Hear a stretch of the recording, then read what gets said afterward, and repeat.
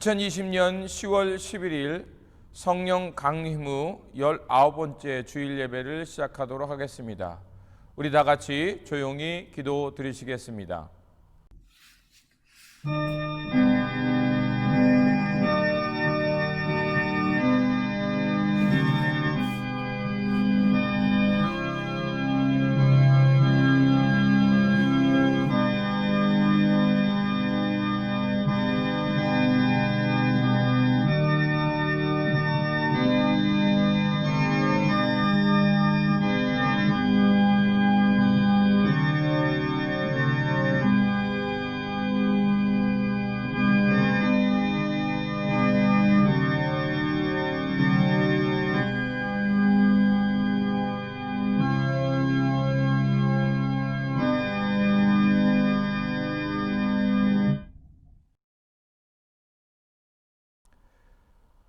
우리는 보는 것을 바라보는 것이 아니라 보이지 않는 것을 바라봅니다.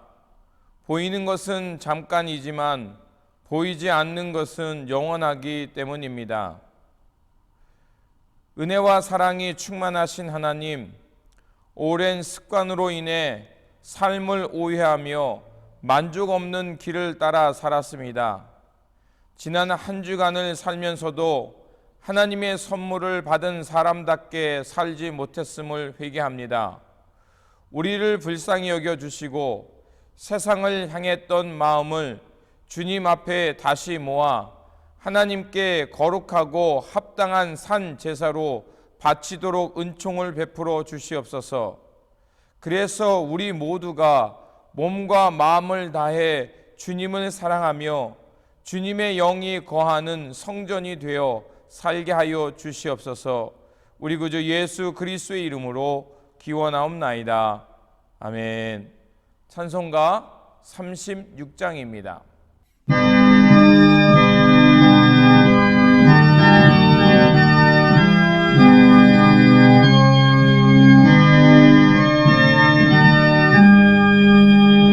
주 예수 이름 높이여 다 찬양하여라.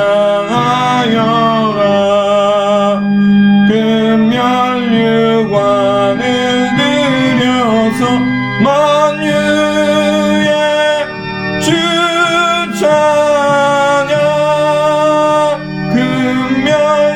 금면류관을 들여서 만유의 주 찬양. 주 예수 당한 고난은 못 잊을 죄이나 내 귀한 몸에 바쳐서 만유의 주 찬양. 내 귀한 몸에 바쳐서 만유의 주 찬양. 이 지구 위에 거하는 온 세상 사람들 그 크신 위엄 높여서 만유의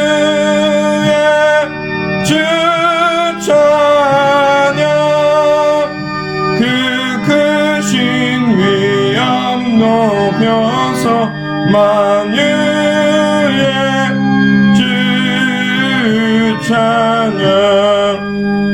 주 믿는 성도 다 함께 주 앞에 엎드려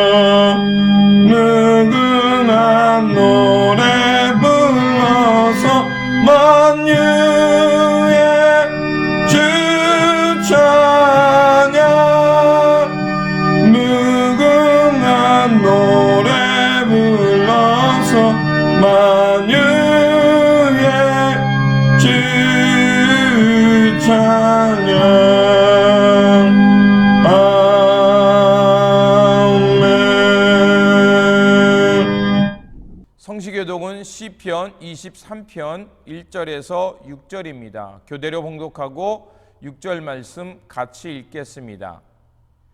여호와는 나의 목자시니 내게 부족함이 없으리로다. 내 영혼을 소생시키시고 자기 이름을 위하여 의의 길로 인도하시는도다.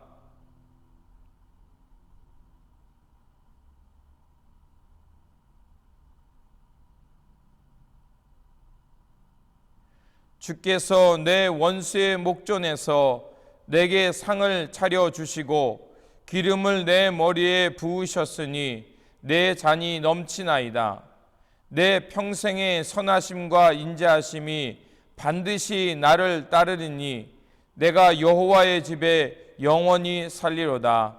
아멘. 우리 다 같이 사도신경으로 우리의 신앙을 고백하도록 하겠습니다. 나는 전능하신 아버지 하나님, 천지의 창조주를 믿습니다. 나는 그의 유일하신 아들 우리 주 예수 그리스도를 믿습니다. 그는 성령으로 잉태되어 동정녀 마리에게서 나시고 본디로 빌라도에게 고난을 받아 십자가에 못 박혀 죽으시고 장사된 지 사흘 만에 죽은 자 가운데서 다시 살아나셨으며 하늘에 오르시어 전능하신 아버지 하나님 우편에 앉아 계시다가 거기로부터 살아있는 자와 죽은 자를 심판하러 오십니다. 나는 성령을 믿으며 거룩한 공교회와 성도의 교제와 죄를 용서받는 것과 몸의 부활과 영생을 믿습니다. 아멘. 공동기도문으로 함께 기도하겠습니다. 자비하신 하나님, 옳은 길로 따라 나설 수 있는 용기를 주시는 주님의 이름을 찬양합니다. 이익과 욕망에 따라 분주하게 움직여왔던 삶을 내려놓습니다. 우리의 거칠어진 영혼과 말씨를 가다듬고 청명한 주님의 마음을 품게 해 주시옵소서. 주님을 예배하며 우리가 가야 할 길을 밝히 보며 매일의 일상에서 주님의 손과 발 되어 세상을 섬기며 살게 하옵소서. 주님, 이 땅의 교회들을 위해 기도합니다. 예수님이 이 세상의 진리와 평화의 왕 되심을 드러내는 교회가 되게 하시고 결코 돈과 권력을 이루는 일에 도구가 되지 않게 하옵소서. 전염병의 혼란한 세태 속에서도 생명과 평화의 중심을 잃지 않도록 주님의 교회를 지켜 주시옵소서. 우리 교회가 이 사회에 예수님의 맑고 정직한 바람을 불어넣으며 정의와 평화의 세상을 이끌어가게 해 주시옵소서. 우리 구주 예수 그리스도의 이름으로 기도드립니다. 아멘. 위로의 말씀을 드리겠습니다. 위로의 말씀은 이사야 60장 20절입니다. 다시는 내 해가 지지 아니하며 내 달이 물러가지 아니할 것은 여호와가 내 영원한 빛이 되고 내 슬픔의 날이 끝날 것임이라. 아멘. 찬송가 259장입니다.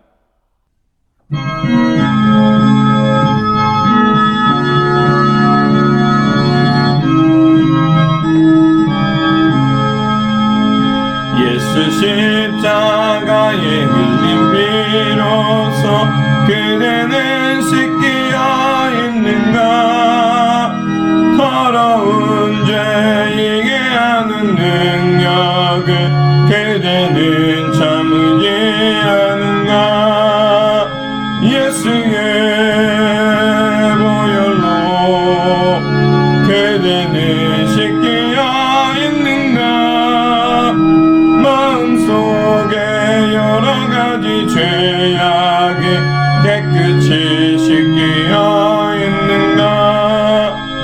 주 예수와 밤낮으로 늘 함께 그대는 행동을 하는가.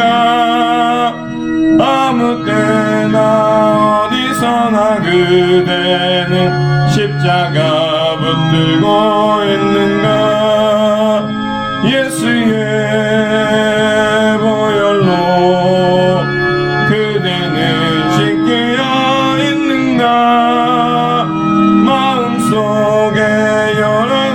죄악이 깨끗이 씻기어 있는가.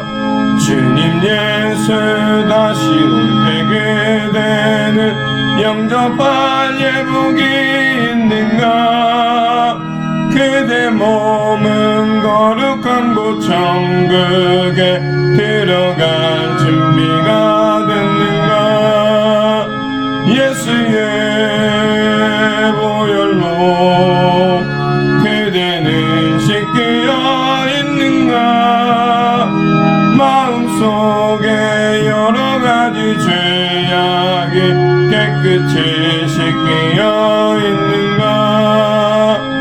모든 죄에 더러워진 예복을 주 앞에 지금 다 벗소서. 샘물같이 솟아나는 보혈로 눈보다 더 이게 씻으라. 예수의 보혈로 그대는 씻기어 있는가. 마음속에 여러가지 죄악이 깨끗이 씻기어 있는가. 드리신 예물 위해 기도하겠습니다. 변함없는 사랑으로 돌보시는 하나님, 우리로 주님의 계명을 지키며 하나님 나라를 위해 살게 하시니 감사를 드립니다. 하나님 나라의 사명자로서 언제 어디서나 충성을 다하며 하나님 나라의 열매 맺는 삶이 되게 하옵소서. 오늘도 내려주신 은혜에 감사하여 예물 드리오니 기쁘게 받아주시고 이 땅에 천국 복음을 전하는 일에 사용하여 주시옵소서. 그래서 이 물질이 쓰여지는 곳마다 하나님 나라의 회복과 평화가 임하게 하여 주시옵소서.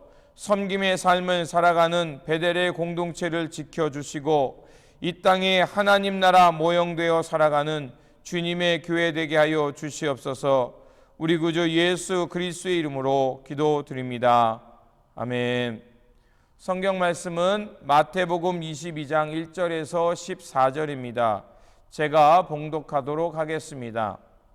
예수께서 다시 비유로 대답하여 이르시되 천국은 마치 자기 아들을 위하여 혼인 잔치를 베푼 어떤 임금과 같으니 그 종들을 보내어 그 청한 사람들을 혼인 잔치에 오라 하였더니 오기를 싫어하거늘 다시 다른 종들을 보내며 이르되 청한 사람들에게 이르기를 내가 오찬을 준비하되 나의 소와 살찐 짐승을 잡고 모든 것을 갖추었으니 혼인 잔치에 오소서 하라 하였더니 그들이 돌아보지도 않고 한 사람은 자기 밭으로 한 사람은 자기 사업으로 가고 그 남은 자들은 종들을 잡아 모욕하고 죽이니 임금이 노하여 군대를 보내어 그 살인한 자들을 진멸하고 그 동네를 불사르고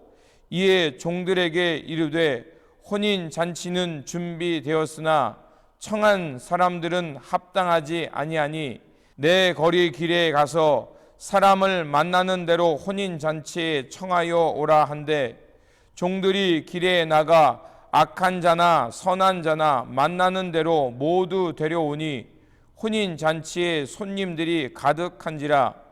임금이 손님들을 보러 들어갈새 거기서 예복을 입지 않은 한 사람을 보고 이르되 친구여 어찌하여 예복을 입지 않고 여기 들어왔느냐 하니 그가 아무 말도 못하거늘 임금이 사환들에게 말하되 그 손발을 묶어 바깥 어두운 데에 내 던지라. 거기서 슬피 울며 이를 갈게 되리라 하니라.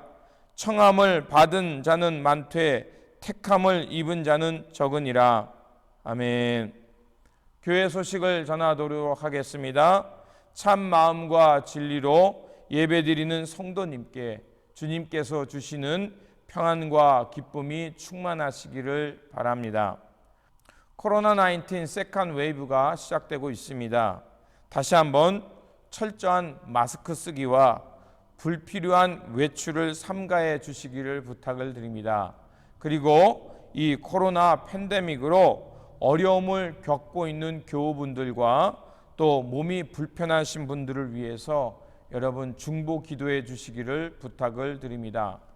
그리고 쉘터에 계신 65인분의 식사를 저희 교회에서 준비하여 전달하였습니다. 이를 위해 기도해 주시고 헌신해 주신 분들께 감사를 드립니다. 기도하겠습니다. 변함없는 사랑으로 우리를 돌보시는 하나님, 주님의 크신 은혜와 사랑이 있었기에 오늘 저희들이 하늘의 평화를 누리며 살 수 있습니다. 이 시간 선포되는 말씀을 통하여 우리 마음의 생각과 묵상이 하나님의 선하시고 온전한 뜻이 어디에 있는가를 분별하게 하시고 우리의 삶으로는 하나님 나라의 열매 맺는 삶이 되게 하여 주시옵소서. 우리 구주 예수 그리스도의 이름으로 기도드립니다. 아멘. 오늘 본문 말씀은 하나님 나라의 현실성을 드러내는 비유의 말씀입니다. 우리가 이 본문을 읽을 때 어떤 질문이 생길 것입니다. 그것은 아마도 첫째로 왜 그들은 특별한 초대를 받았는데 자기 일상을 더 중요하게 생각하며 초대를 거부했는가? 그리고 두 번째 드는 생각은 아마도 예복은 무엇인가 라는 것일 것입니다. 어떤 임금이 아들의 혼인잔치를 준비하고 종들을 통해서 초대장을 전달했습니다. 왕의 아들의 혼인잔치에 참여한다는 것은 매우 영예스러운 일입니다. 기약한 날이 이르자 임금은 다시 종들을 보내어서 그날이 왔으니 참석해 달라고 알렸습니다. 그런데 어찌된 일인지 초대받은 사람들이 혼인잔치에 가지 않겠다고 합니다. 그래서 혹시 왕은 착오가 있는 게 아닐까 해서 다시 종을 보내며 이렇게 말합니다. 초대받은 사람들에게 가서 음식을 다 차리고 황소와 살찐 짐승을 잡아서 모든 준비를 마쳤으니 어서 잔치에 오라고 하라. 왕은 모든 준비를 마쳐놓고 이제 혼인잔치에 참여해달라고 간곡히 부탁하고 있습니다.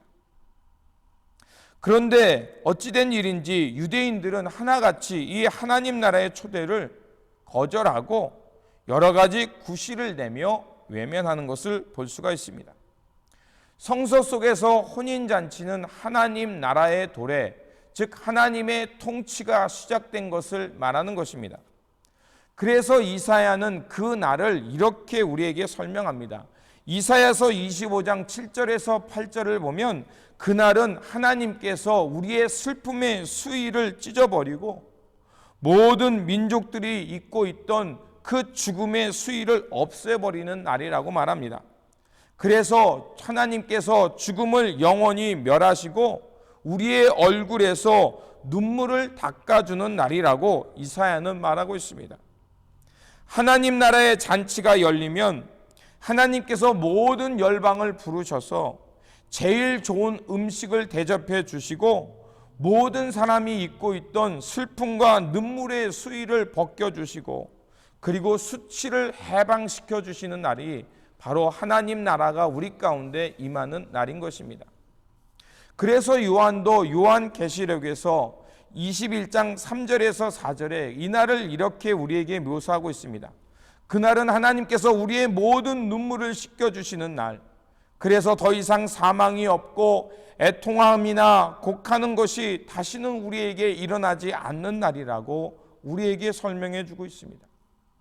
또한 요한은 요한복음 2장에서 가나의 혼인잔치에서 물을 포도주로 변화하신 이 사건을 통해 예수님이야말로 끊어졌던 천국잔치를 우리 가운데 다시 회복해 주시는 분임을 말하고 있습니다. 그래서 예수 그리스도를 통해 하나님의 구원의 잔치가 회복되고 그래서 천국의 기쁨과 즐거움이 우리 가운데 넘쳐난다는 것을 설명하고 있는 것입니다. 이와 같이 혼인잔치는 많은 예언자들로부터 알려졌던 하나님의 구원의 때가 임하는 것입니다. 신랑이신 하나님께서 그 사랑하는 백성들과 함께 동고동락하시면서 하나님의 나라를 시작하는 날입니다. 예수 그리스도 안에서 하나님과 사람이 함께 연합하며 하나님께서 원하시는 세상이 열리는 것입니다. 그래서 하나님은 그 하늘 잔치에 이스라엘 사람들을 부르셨습니다. 그리고 그 구원의 계획에 동참하라고 하신 것입니다. 그런데 어찌된 일인지 초대받은 이스라엘 백성들이 그 초대를 거부한 것입니다. 그렇다면 그들은 왜 이 청함을 받았으나 그들은 왜 한결같이 임금의 초대를 거절했을까요? 왜 그들은 이 귀하고 특별한 초대에 응하지 않고 왕의 진노를 샀을까요? 오늘 본문 5절은 우리에게 이렇게 말합니다. 저희가 돌아보지도 않고 하나는 자기 밭으로 하나는 자기 상업차로 가고 그리고 어떤 사람은 종들을 잡아 능욕하고 죽였다라고 말합니다. 이 본문과 병행되는 본문이 누가복음 14장 18절에서 20절입니다. 거기서는 이렇게 설명하고 있습니다. 내가 밭을 샀는데 가서 보아야겠소. 부디 양해해 주십시오. 다른 사람은 내가 겨리소 5쌍을 샀는데 그것을 시험하러 가오니 부디 양해해 주십시오. 그리고 세 번째 사람은 내가 장가를 들어서 아내를 맞이하였으니 나는 가지 않겠소 라고 말합니다. 세 번째 사람은 미안함이라는 얘기도 하지 않고 오히려 나는 가지 않겠다고 단호하게 말하는 것을 볼 수가 있습니다. 초대를 거절한 사람은 예수님 당시의 종교 지도자들이었습니다. 그들은 누구보다도 열심히 하나님을 사랑하고 하나님을 향해 섬긴다고 자부하던 사람들이었습니다. 그들은 왜 하나님의 귀한 초대를 거부하고 하나님의 뜻보다 자기의 안위를 살피며 나아갔을까요? 그들은 하나님의 뜻을 자기의 안위와 평안을 우선하는 것으로 바꾸어 버렸기 때문에 그렇습니다.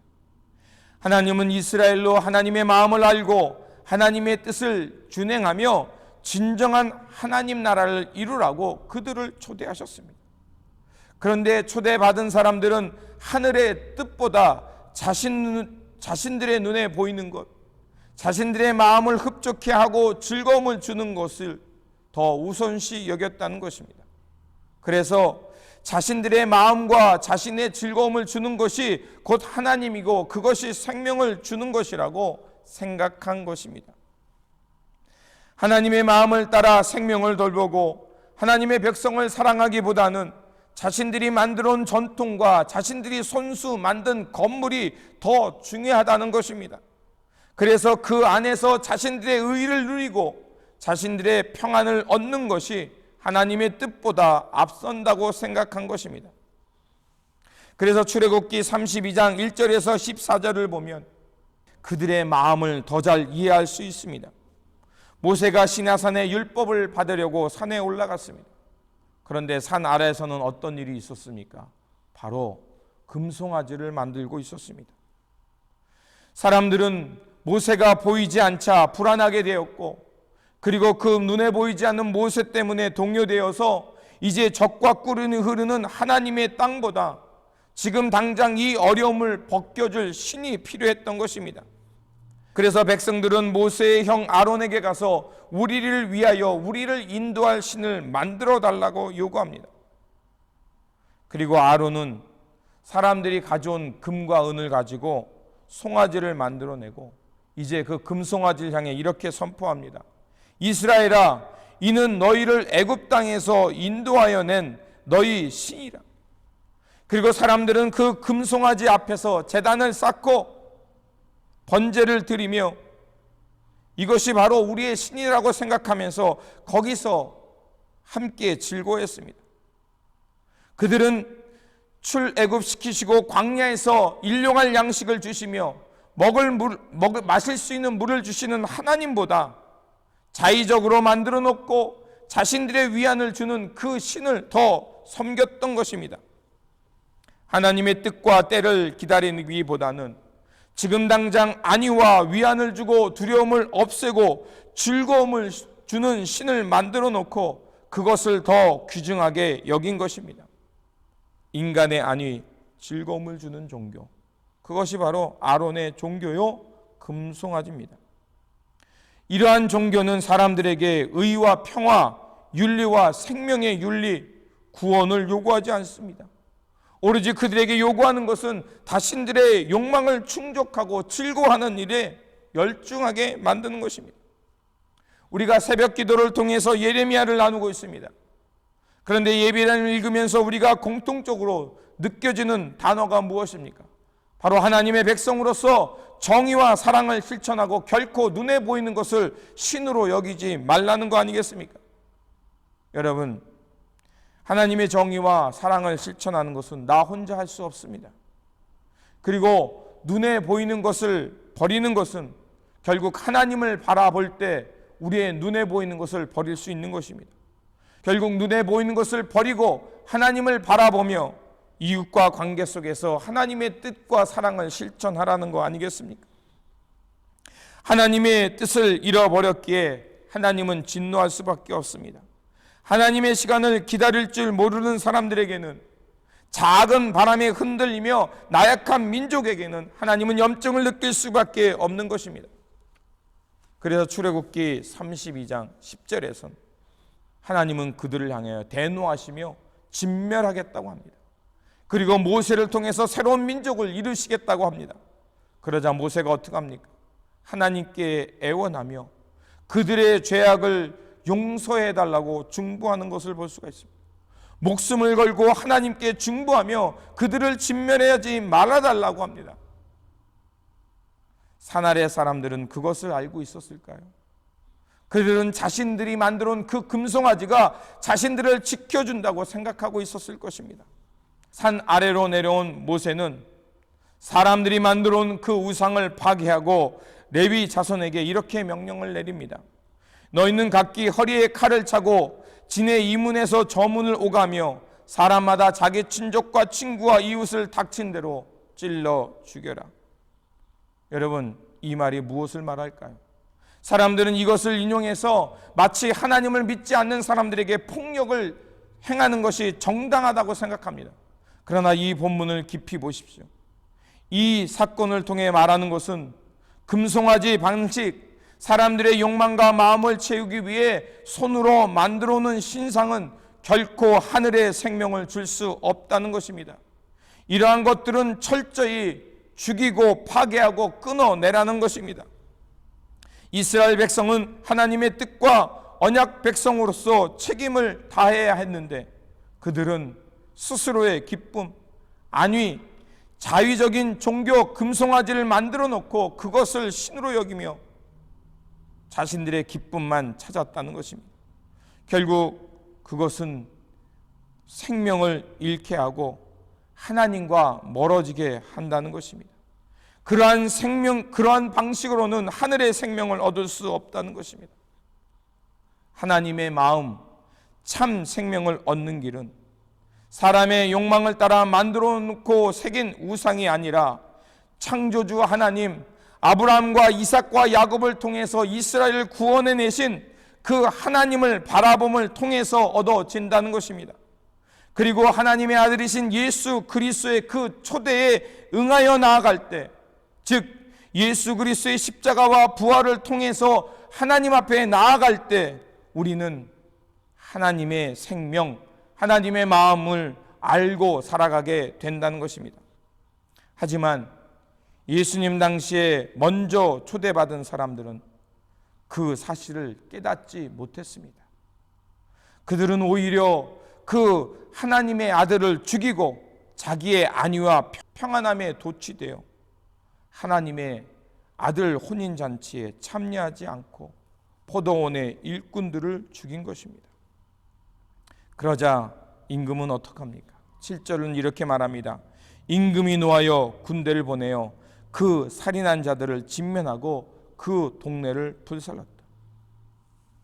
이것은 주후 70년에 있었던 로마에 의해서 예루살렘과 성전이 파괴된 것을 말하는 것입니다.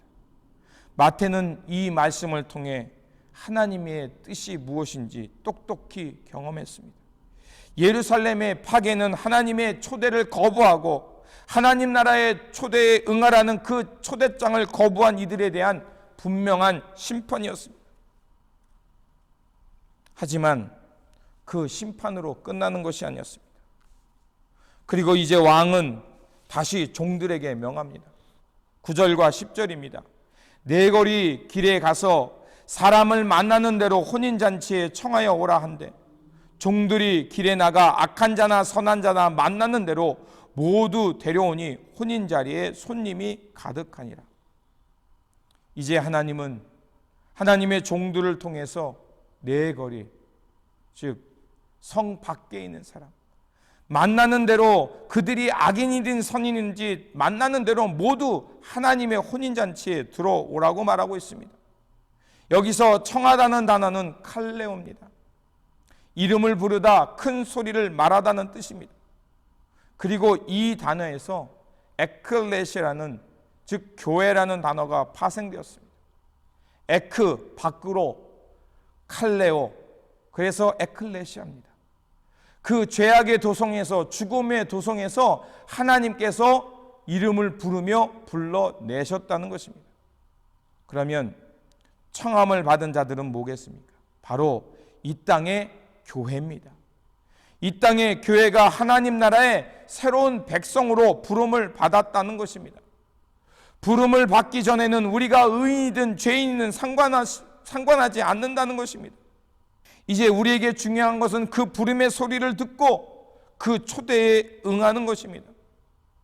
그리고 이 임금님의 초대를 받아들이고 그 잔치에 참여할 수 있는 자격이 하늘로부터 주어졌다는 것입니다. 그래서 마태는 이제 하나님이 우리에게 새로운 기회를 주셨다. 그것이 바로 에클레시아, 그리스도의 공동체라는 것입니다. 하나님의 구원이 선민에서 이제 이방 땅으로 모든 인류로 확장되었다는 것입니다. 그리고 모든 인류는 이제 하늘 잔치에 참여할 수 있는 자격이 주어졌다는 것입니다. 인류 모두는 하나님 나라의 새로운 백성이 되는 자격을 얻었다는 것입니다. 얼마나 놀라운 은혜입니까? 바로 이러한 은혜가 생겨나는 것이 교회이고 이 교회를 향해 하나님께서 모든 백성을 부르셨다는 것입니다. 그런데 여기서 끝나지 않죠. 오늘 본문 11절과 13절을 보면 마태가 이제 하나님의 백성으로 부름받은 자, 주님의 에클레시아, 부름받은 하나님의 백성, 교회가 살아가야 될 일을 다시 한번 당부하는 것을 볼 수가 있습니다. 11절과 13절입니다.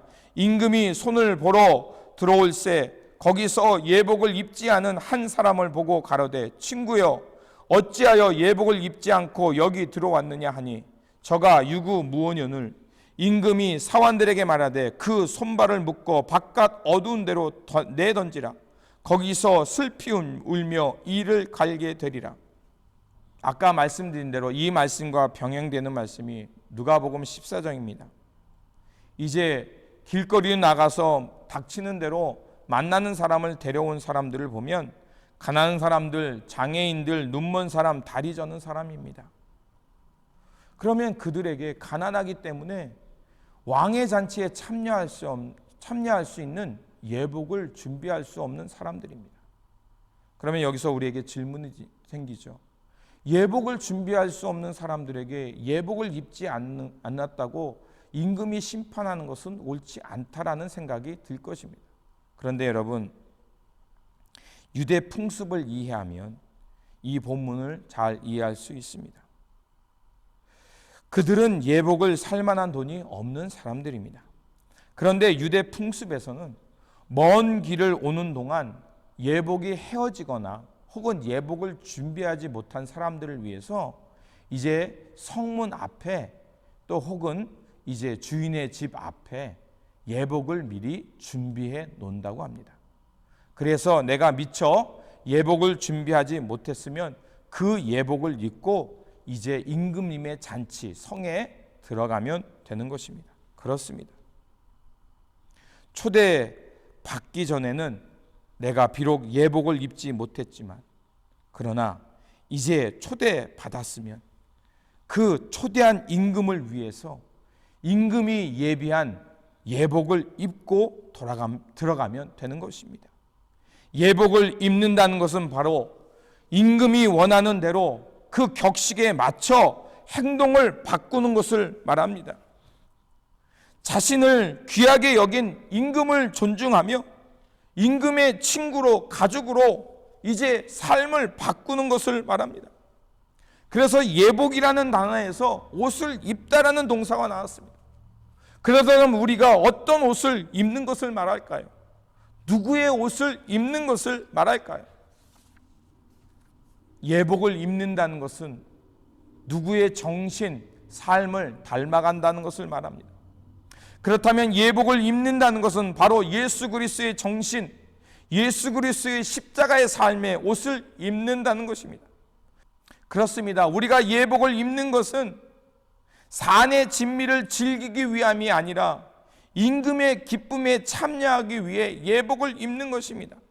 그렇게 예복을 입음을 통해서 임금님에 대한 존경과 사랑의 표시인 동시에 마음과 뜻을 다해 그 천국의 기쁨, 그 혼인잔치의 기쁨에 참여한다는 것입니다. 그래서 이사야는 61장 10절에서 이 예복을 입는 것을 구원의 옷, 공의의 옷을 입는다라고 말했습니다.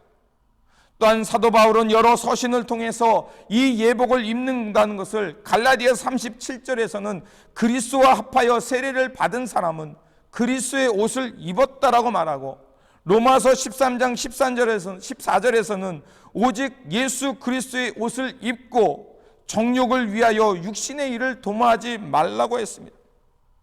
예복을 입는다는 것은 이제 하나님의 사람으로 하나님이 원하는 삶을 사는 새로운 존재를 말하는 것입니다. 세상의 요청이 아니라 하나님의 뜻을 따라 살아가는 삶을 말합니다. 그래서 정의를 행하고 생명을 사랑하며 착한 일을 행하는 이입니다. 그런 사람이 바로 하나님 나라의 청함을 받고 예복을 입은 사람들입니다. 바로 예복이란 그리스도의 가르침을 따라 그 길을 실천하는 사람이 바로 하나님의 예복을 입은 사람입니다. 그래서 마태는 이 부름받은 사람에게 다시 한번 당부합니다. 부름받은 사람은 많으나 뽑힌 사람은 적다. 즉 오늘 본문 1절에서 10절에 있었던 청함을 받았으나 예복을 준비하지 못했던 사람들의 이 말 진노를 기억하면서 이제 새 예루살렘 백성으로서 예수 그리스도를 따르는 사람으로서 반드시 잔치에 어울리는 예복을 준비하며 살라는 것입니다. 그렇다면 우리가 하나님 나라의 구원의 잔치에 초대받은 사람으로서 예복을 입고 택한 사람으로 살아가는 길은 무엇이겠습니까? 빌립보서 4장 1절 9절에서 사도 바울은 이 택함 받은 사람들이 살아가는 길을 가르쳐주고 있습니다. 요약하면 이렇습니다. 주 안에서 항상 기뻐하십시오. 관용을 모든 사람에게 베풀며 아무것도 염려하지 마십시오. 그리고 모든 일에 기도와 간구로 여러분의 바랄 것을 감사함으로 하나님께 아뢰십시오. 그러면 사람의 헤아림을 뛰어넘는 하나님의 평화가 여러분의 마음과 생각을 지킬 것입니다 라고 말해줍니다. 그래서 사도 바울은 마지막으로 형제 자매에게 이렇게 부탁합니다. 무엇이든지 참된 것과 무엇이든지 경건한 것과 무엇이든지 옳은 것과 무엇이든지 순결한 것과 무엇이든지 사랑스러운 것과 무엇이든지 명예로운 것과 또 덕이 되고 칭찬할 만한 것을, 이 모든 것을 여러분은 골똘히 생각하십시오. 그리고 마지막으로 나에게 배운 것과 받은 것과 듣고 본 것을 실천하십시오. 그렇습니다. 우리는 바로 사도 바울이 우리에게 권면한 것처럼 참되고 경건하고 옳은 것, 순결하고 사랑스럽고 명예롭고 덕이 되는 것들을 실천하며 예복을 준비해야 할 것입니다. 그러므로 하나님의 구원잔치에 청함받은 이들로서 예수 그리스도의 빛의 옷, 십자가의 사랑의 옷, 하나님의 사랑으로 이웃을 섬기고 사랑하는 그 예복을 입고 우리 모두 천국 잔치에 참여하며 하늘의 기쁨을 누리는 에클레시아, 주님의 교회가 되시기를 다시 한번 주님의 이름으로 축원드립니다. 기도하겠습니다. 자비하신 하나님, 주님의 은혜 가운데 하나님 나라의 잔치에 청함을 받았사오니 이제 예수 그리스도의 빛의 옷을 입고 항상 기뻐하며 서로 사랑하며 이웃을 섬기며 돌봄과 평화의 삶을 살아가므로 천국에 합당한 예복을 준비하며 하늘의 기쁨 가운데 살게 하여 주시옵소서. 성부 성자 성령이신 우리 구주 예수 그리스도의 이름으로 기도드립니다. 아멘. 찬송가 518장입니다.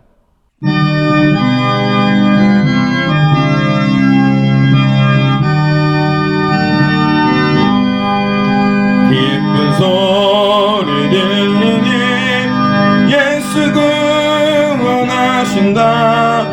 만민에게 전하라. 예수 구원하신다.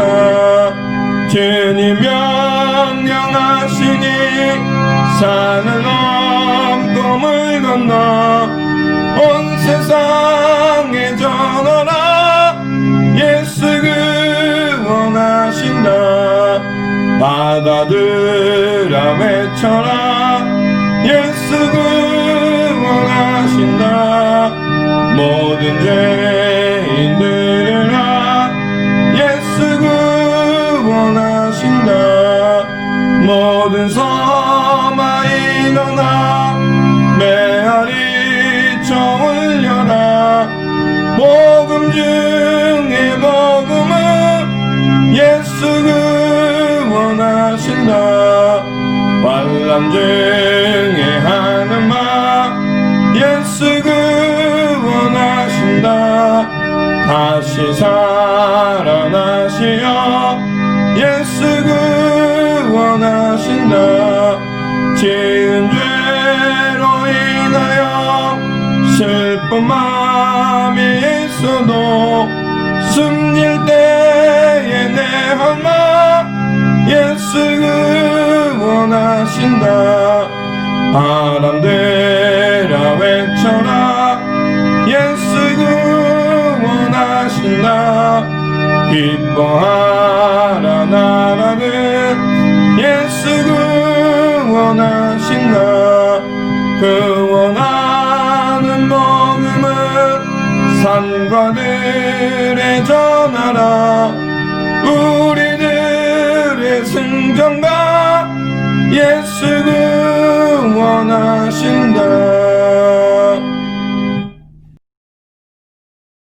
이제는 우리 구주 예수 그리스도의 은혜와 하나님 아버지의 극진하신 사랑하심과 우리 안에 계셔서 우리를 치유하시고 새롭게 하시는 성령님의 교통 감화하심이 오늘 주님의 말씀을 듣고 하나님의 구원의 잔치에 청함을 받고 택함을 받은 자로서 예수 그리스도의 빛의 옷을 입고 사랑하고 섬기며 천국의 삶을 살아가기를 결단하는 모든 성도님과 가정과 일터와 교회 위에 지금부터 영원토록 함께 하시길 간절히 축원하옵나이다. 아멘.